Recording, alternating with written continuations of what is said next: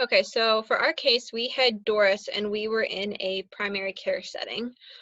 So for Vision 2025, the two pillars that really stuck out to us when we were developing our program for her was collaborative and accessible. Because collaborative is working with the client to come up with a treatment plan options together, along with establishing interprofessional care teams that can support the patient across the lifespan. OTs offer a conclusive, holistic perspective to human wellness and quality of life, helping to integrate various disciplines and promote collaboration. And then for accessible, was by providing OT services in the community, a client can receive a treatment plan specific for them.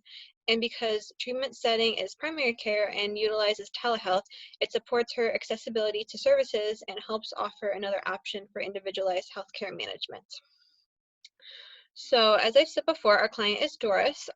She is a 68-year-old African-American woman, and she has been diagnosed with diabetes and also complains of fatigue, poor concentration, insomnia, and binge eating that has caused her to gain about 20 pounds in the past 6 months since her husband passed away. And her primary care physician also recently diagnosed her with depression and prescribed her an antidepressant medication. So she lives independently in her home because her husband just passed away. She used to be a middle school teacher that she is retired from. And the main client factors that affect her are she does suffer from fatigue, poor concentration, and also insomnia. One goal she had based on the interventions that were created for her was because, especially because she does live independently, was to be able to self-manage her diabetes and establish healthy ways to manage her mental health.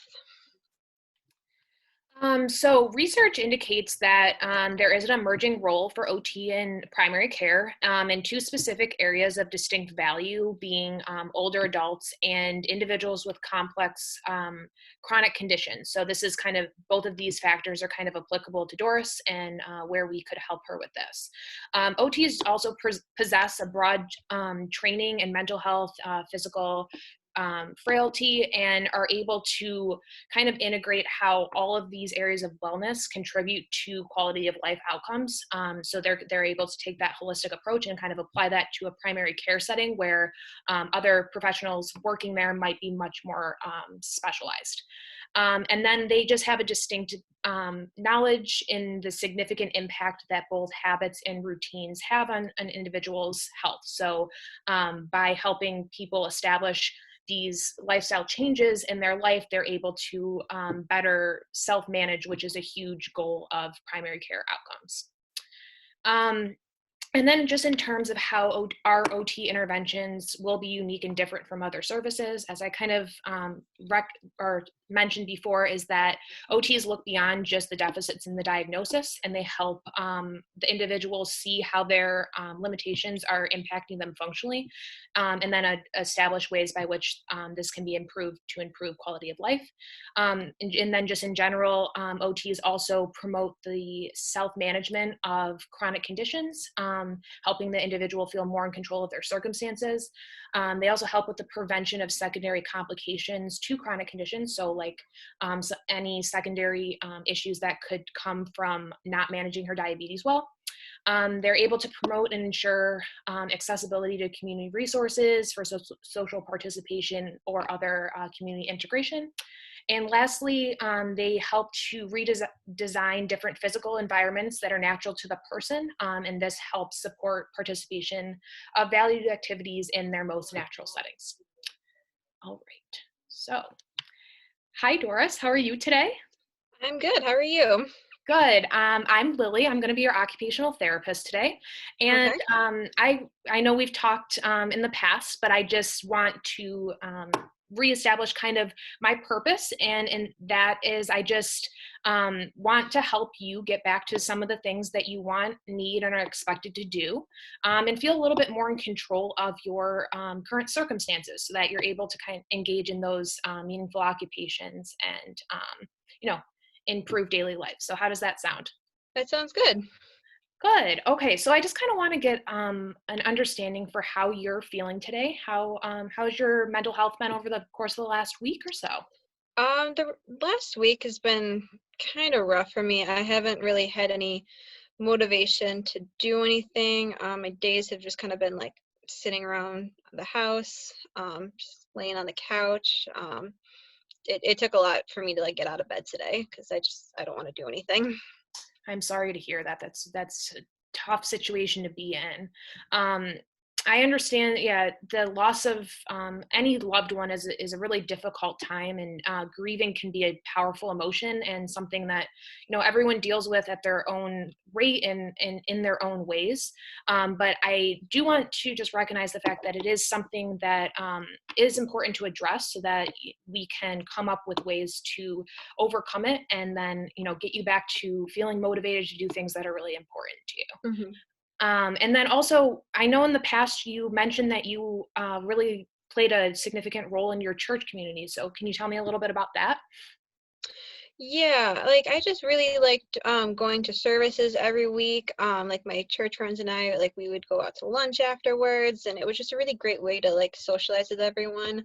But just kind of ever since the passing of my husband, like I never have gone back, and I want to, but I haven't had the motivation to.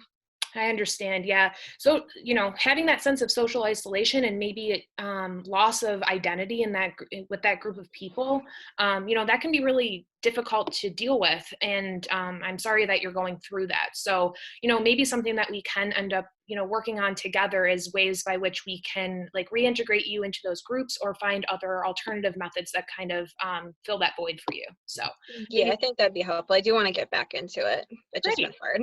Okay, good. Okay, so in order to promote health and maximize participation, like in your daily life, there's adding structure and adding routines is a really, really great way to do that. It will also help you feel more in control of your circumstances.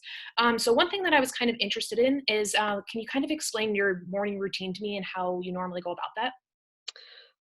Yeah, I think now I don't really have a morning routine. I used to, like with my husband, we used to kind of wake up every morning, make breakfast together, even if it was something small, drink our coffee on the porch, go for a walk around the neighborhood with the dog. But nowadays, I wake up, just kind of stay in bed for a little bit. When I do get up, I kind of go right on the couch. I don't really do much. Okay. Well, I think it's really great that you recognize how having that morning routine in the past has been really beneficial for you. Hmm. So one intervention approach that I was kind of considering that maybe we could work on together and see what would work best for you is kind of developing an exercise routine that we can implement into your morning, and as a leisure activity. But maybe you could even bring your dog along, and you guys could share that bonding moment together.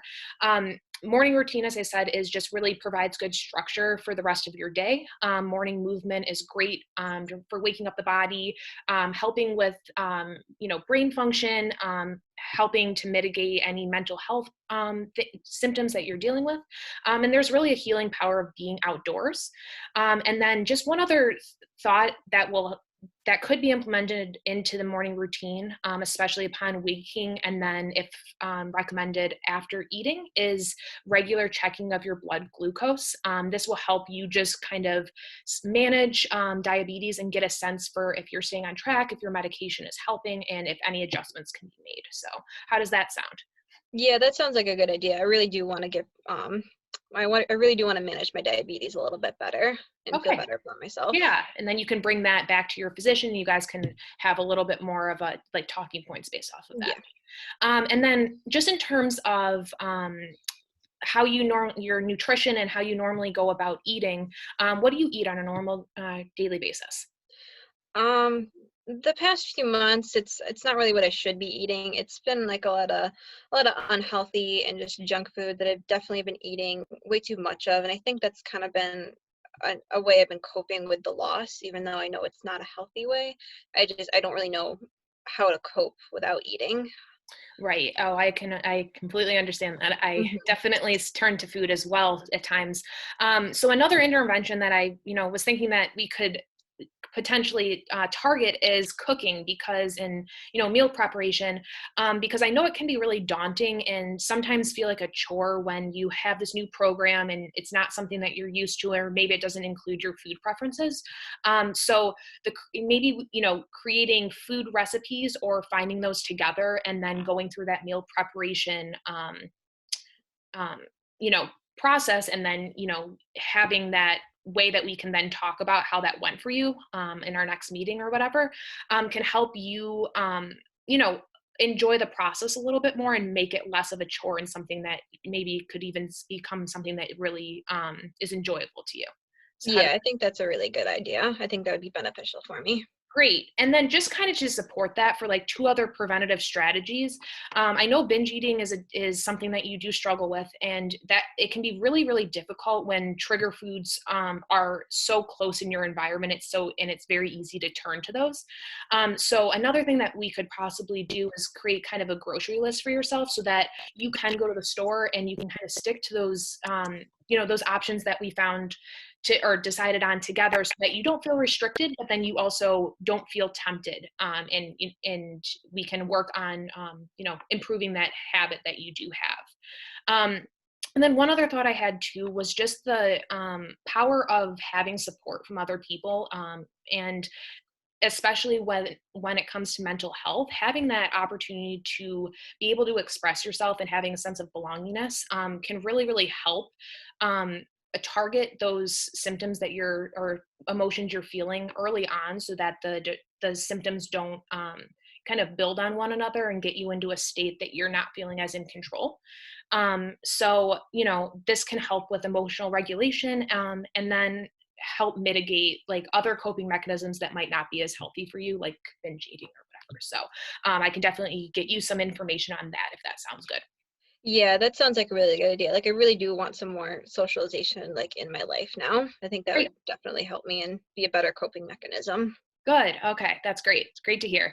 And then I just also was a little interested in your sleep. I recognize that you do have some difficulty with insomnia. So can you kind of just give me an explanation of how that's going?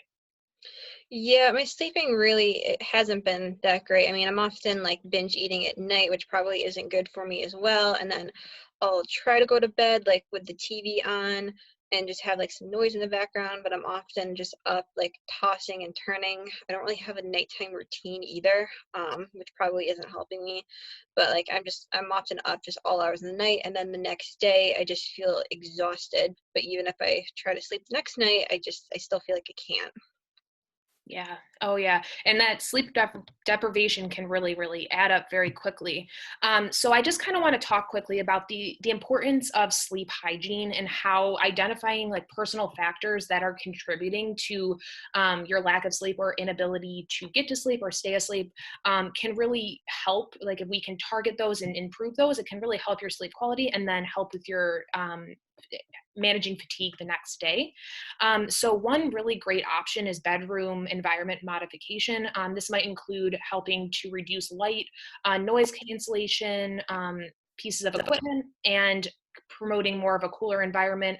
So in general, you're feeling a little bit more safe, and you're more comfortable in your sleeping environment. So it's more conducive with good sleep quality. With Okay. that being said, though, it inevitably there are going to be days that you're feeling less energized, or you didn't have the best sleep the night before.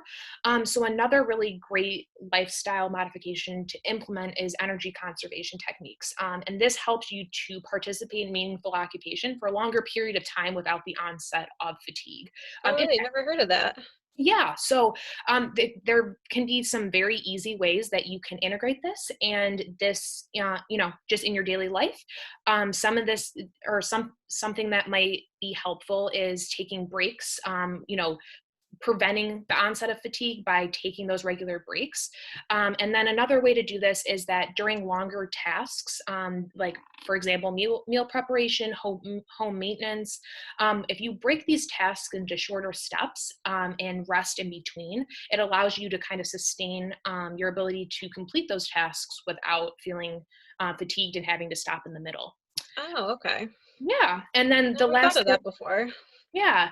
And then just the last thing is just kind of planning ahead and having that proactive approach. You know yourself best, and there's certain times of the day when you're feeling the most energized. So placing more demanding activities during those periods might be able to just kind of help support your energy levels throughout the day. So. Okay, yeah, I definitely think that'd be a really good option for me, and especially help with the fatigue if I had a bad night like the previous night. Right. Yeah. So I hope I hope some of these things helped. And when we meet again next week, we can kind of go over how this went and we can make some changes as needed. All right. Okay, thank you. All right. Thank you so much. It was good to see you.